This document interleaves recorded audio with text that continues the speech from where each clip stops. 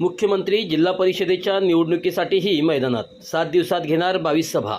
मुंबई राज्यात नुकत्याच 29 महानगरपालिकांच्या निवडणुका पार पडल्या आहेत। त्यानंतर आता जिल्हा परिषद आणि पंचायत समित्यांच्या निवडणुकांची रणधुमाळी सुरू आहे। या निवडणुकीच्या निमित्ताने राजकीय वातावरण चांगलंच तापल्याचं चित्र पाहायला मिळत आहे। सर्वच राजकीय पक्षांचे नेते मैदानात उतरले आहेत।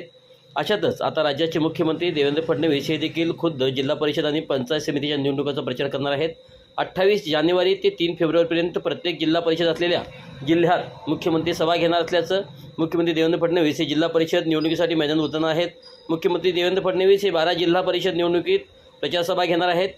18 जानेवारी ते 3 फेब्रुवारीपर्यंत प्रत्येक जिल्हा परिषद असलेल्या जिल्ह्यात सभा घेणार आहेत।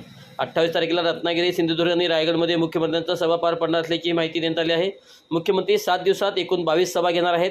महापालिकेनंतर जिल्हा परिषद काबीज करण्यासाठी भाजपचा जोर वाढल्याचं चित्र पाहायला मिळत आहे। दरम्यान खुद्द मुख्यमंत्री देवेंद्र फडणवीस हे जिल्हा परिषद निवडणुकीच्या प्रचारासाठी सभा घेणार असल्याचं भाजपच्या नेत्यांना बळ मिळणार आहे। 5 फेब्रुवारीला जिल्हा परिषदेसाठी मतदान होणार तर 7 फेब्रुवारीला निकाल लागणार। महापालिकेची रणधुमाळी संपते ना संपते तोच आगामी जिल्हा परिषद आणि पंचायत समित्यांच्या निवडणुकांसाठी वातावरण तापणार आहे। महानगरपालिकापेक्षाही जिल्हा परिषद निवडणुकांचा राजकीय धुळा अधिक उडतो। त्यामुळे या निवडणुकीसाठी राजकीय पक्ष काय आराखडे आखतात त्याकडे सर्वांचे लक्ष आहे। राज्यात सध्या 32 जिल्हा परिषद आणि 336 पंचायत समितींच्या निवडणुका प्रलंबित आहेत।